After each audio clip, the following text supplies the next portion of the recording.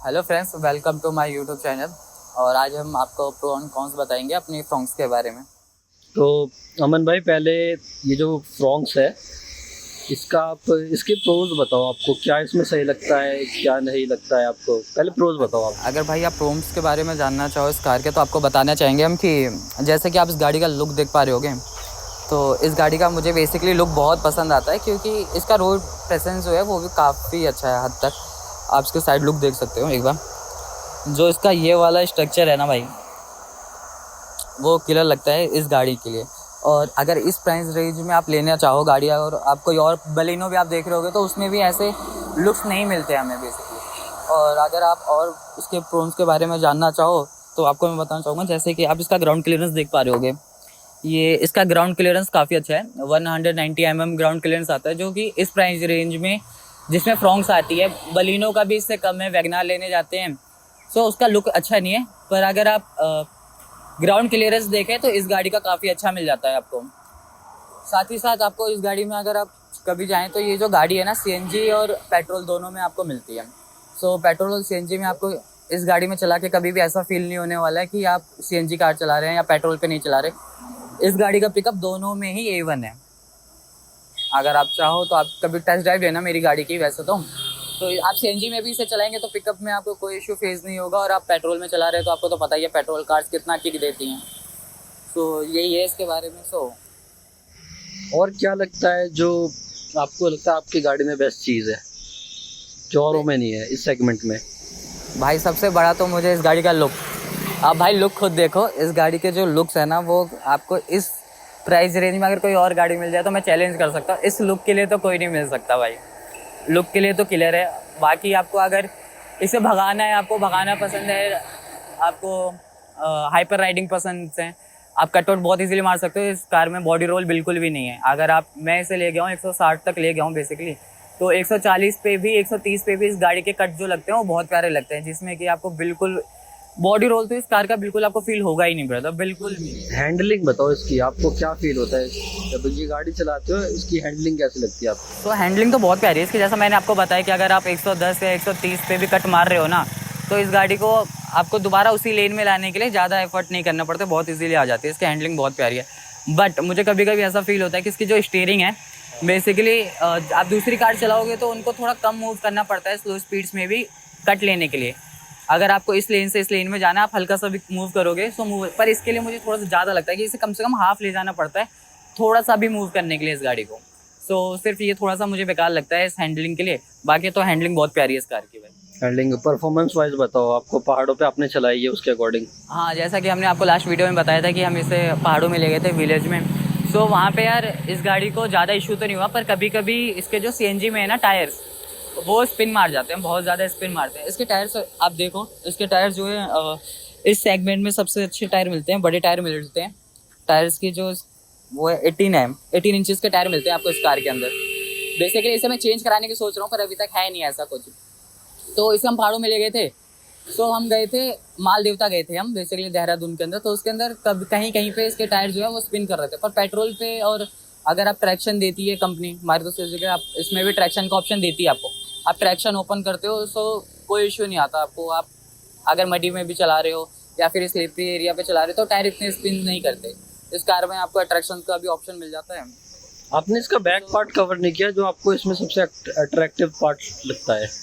देखो यहाँ पे अट्रैक्शंस का आपको बटन मिल जाता है। अगर आप इसको 10 to 15 सेकंड्स ओपन करके रखते हैं ना, सो यहाँ पे सिंबल आ जाता है। आप चाहो तो मैं दिखाता हूँ, देखो। बेसिकली अभी अगर ऐसे गाड़ी स्टैंड पे नॉर्मल खड़ी है तो इसमें ऑफ ही रहता है, हमेशा बेसिकली ऑफ रहता है। आपने इसको प्रेस करके रखा कुछ देर, देन आप देखो यहाँ पे आपको सिंबल दिख जाएगा। इस सिंबल का मतलब बेसिकली ये है कि इस गाड़ी का अट्रैक्शन जो है वो ऑन हो चुका है, ट्रैक्शन कंट्रोल। सो बंद करने के लिए भी इसको आप 3 सेकंड प्रेस करेंगे एंड देन ये क्लोज हो जाता है। इसका कुछ भी नहीं। बैक पार्ट बताओ। मैंने सुना है फ्रॉन्क्स का बैक पार्ट ही सबसे बढ़िया है इसमें। बैक पार्ट में तो इसका लुक, इस गाड़ी का लुक बहुत अच्छा है। आप लोग खुद देख सकते हो। इसमें बेसिकली यहाँ पे रिफ्लेक्टर्स आते थे, हमने चेंज करके इसमें लाइट्स लगाई हैं, रनिंग लाइट्स लगी हुई हैं, जो कि हमने पिछली वीडियो में प्ले करके दिखा रखा है आपको।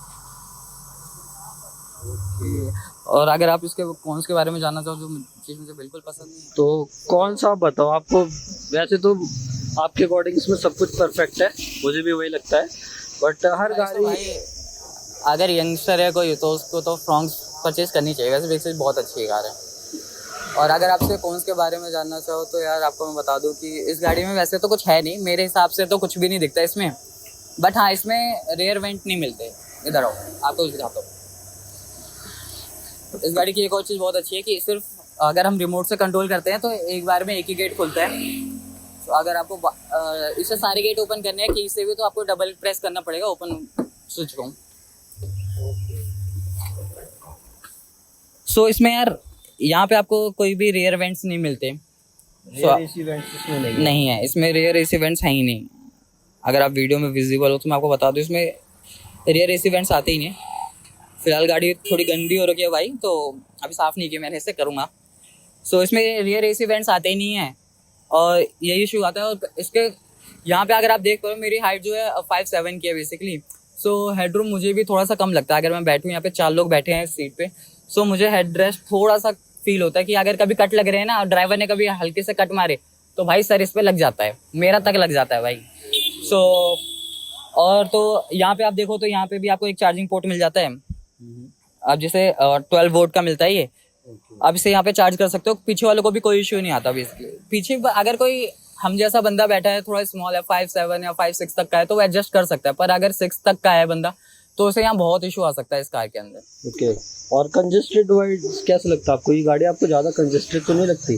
यार देखो, मैं अपनी बताऊँ तो मुझे मेरी पर्सनल कार है। सो मैं अपनी ड्राइविंग सीट किसी को देता नहीं, तो मेरे लिए तो मेरी कार बहुत कंफर्टेबल है। पीछे वालों के लिए हो सकता है कि अगर इसमें 4 बैठे हैं और हेल्दी हैं थोड़े से, सो उनको थोड़ा कंजेस्टेड हो सकता है। बट हाँ, इजी है। इतने कंफर्ट के मामले में आपको पता होगा बलिनो कंफर्ट के मामले में बहुत ज़्यादा मानी जानी जाती है कि बलिनो है सो उसमें कंफर्ट मिलता है। सेम उसी प्लेटफॉर्म पे ये भी बनी है, फ्रॉन्क्स भी हमारी। सो इसमें भी कंफर्ट में तो आपको कोई इशू नहीं आएगा। आप इसे लॉन्ग टूर पे ले सकते हो, आपने डिस्टेंस कवर करना है 400-500 किलोमीटर, सो आप इजीली कर सकते हो। आपको कोई इशू नहीं आना है इस कार में। ना पिकअप को लेके आपको कोई इशू फेस करना पड़ेगा, ना ही माइलेज के मामले में। इसके जब हम देहरादून गए थे इससे, तो इसकी माइलेज जब हिल्स पे भी चलाई थी हमने, तो अप्रॉक्स 17 to 18 इसने दे दी थी हमें माइलेज। तो माइलेज के मामले में तो ये कार बहुत अच्छी है। कुछ ऐसा आपको फील हुआ है जैसे कि पावर कम है पहाड़ों में या कहीं स्लोप पे आपको दिक्कत हो रही है? नहीं सुन भाई, ऐसा तो हमें कहीं भी फील नहीं हुआ। पर लोग कहते हैं कि पहाड़ों में ना ये कार पिकअप नहीं देती। तो आपको दिखाता हूँ कितनी चल चुकी है। तो बेसिकली ये कार अभी ली हमने, पर इसे हमने काफ़ी ज़्यादा चला रखा है, सो इसमें तो इशू नहीं आएगा। 7,640 किलोमीटर ये कार चल चुकी है अभी तक। सो इस कार को जब मैंने चलाया तो मेरे को तो ऐसा पावर्स के मामले में कभी भी ऐसा फील नहीं हुआ। ओवरटेकिंग के मामले में मैं इसे कभी कभी हाइपर कर लेता हूँ, क्योंकि हमारी एज के जो यंगस्टर होते हैं ना, वो हाइपर चलाते हैं भाई गाड़ियों को। अगर आप भी बैठ जाओ, चलाओ इस कार को, तो आपको भी मन करेगा एक पल को कि हाँ भाई इस कार को थोड़ा खींच लेते हैं, क्योंकि कंट्रोलिंग इस कार की ऐसी है कि बहुत प्यारी है कंट्रोलिंग। सो इसमें तो आपका कोई इशू नहीं आना। और दिल्ली उल्ली या फिर आप प्लेन रोड्स पे चला रहे हो तो आपको बिल्कुल भी नहीं। पर हो सकता है कि अगर हिल पे जाते हो, देखो ब्रदर, ऑल डिपेंड्स करता है ड्राइवर्स पे, ड्राइवर कैसा है चलाने वाला। अगर एक्सपीरियंस है तो वो बहुत सही चला लेगा। अगर किसी आपने ऐसे बंदे को दे दिया है जो चला ही नहीं पा रहा, सो उसके लिए तो बहुत टफ है ना ब्रदर, हिल पे कैसे चला पाएगा वो। सो वही बात है, मुझे तो ऐसा कुछ फील नहीं होता इस कार के लिए। हाँ, बस एक चीज़ फील होती है कि इसके जो टायर्स हैं वो स्पिन करते हैं अगर मडी पर। अगर उसमें भी आप ट्रैक्शन कंट्रोल ऑन कर लो, जैसा मैंने आपको बताया स्विच से, सो उसमें भी आपको वो इशू फेस नहीं करना पड़ेगा। मैंने सुना इसमें हिल असिस्ट भी है शायद? इसमें है, पर हिल असिस्ट में ब्रेकिंग में इशू यूज़ करते हैं बेसिकली हम लोग। सो अगर इसका आगे का पार्ट कहीं पे भी थोड़ा सा भी ऊंचा है ना हिली एरिया में, तो एटलीस्ट 3 सेकंड तक ये गाड़ी पीछे नहीं जाती। 3 सेकंड का आपको मिलता है कि आप ब्रेक से पैर हटा के इसे स्टार्ट कर सको और आगे बढ़ा सको। सो हाँ, हिल्स के लिए तो वो बहुत बेनिफिशियल है हमारे लिए, क्योंकि ब्रेक अब हम इससे बार बार यूज़ करेंगे, अपने हैंड ब्रेक का यूज़ करेंगे, तो इसमें भी एक वायर होती है। वो वायर जैसे जैसे हम ज़्यादा यूज़ करेंगे वो ढीली होती जाती है। एक टाइम के बाद वो काम नहीं करेगा। चलाना तो आपको उसी से पड़ेगा, क्लच से, ब्रेक से। और अगर कोई नया है तो उसके लिए हिल असिस्ट तो भाई काफ़ी सही है। पहले की गाड़ियों में तो आता नहीं था ये। जो नई कार्स आई हैं उनके अंदर ये फीचर्स तो बहुत अच्छा है कि मारुति बेस मॉडल सही सबको प्रोवाइड कर रही है ये। तो भाई हमारे लिए तो बहुत सही है। ओवरऑल बताओ, अगर आपको इसके 3 प्रोज बताने हो और 3 कॉन्स बताने हो? सो प्रोन्स में ब्रदर सबसे पहले मैं आपको बताना चाहूँगा लुक। जैसा कि मैं आपने देखा, इसका लुक बहुत अच्छा है गाड़ी का। इंटीरियर आप देख सकते हो, इंटीरियर में भी इसको डबल टोन मिलते हैं। यहाँ पे आपको पर्पल कलर मिल जाता है, इस तरफ से आपको 3 मिल जाएंगे, पर्पल, सिल्वर और ब्लैक। सो इस गाड़ी का इंटीरियर लुक भी मुझे बहुत पसंद है। वैसे जब ये रोड पे चलती है बाहर, सो बहुत सारे लोग हैं इसे मुड़ मुड़ के देखते हैं कि गाड़ी कोई गाड़ी है। इसमें बस थोड़े बहुत चेंजेस करा दो, आप स्पॉइलर लगवा दो इस कार में पीछे, और थोड़ी बहुत लाइट्स में मॉडिफिकेशन कर दो, A1 गाड़ी लगेगी। लुक वाइज हो गई ये।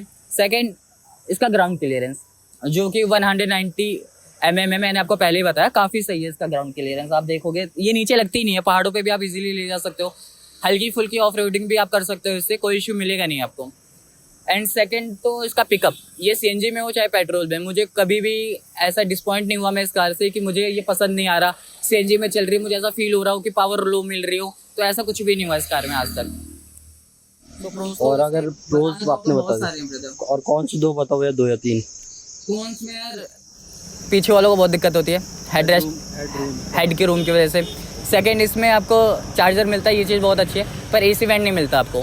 सो पीछे वालों को कूलिंग होने में थोड़ा सा टाइम लग सकता है। सो मेरे अकॉर्डिंग इस कार के प्रो एंड कॉन्स यही हैं जो मैंने आपको हाल ही में सारे बता दिए। सो मिलते हैं नेक्स्ट वीडियो में। हमें सपोर्ट करने के लिए चैनल को सब्सक्राइब करें।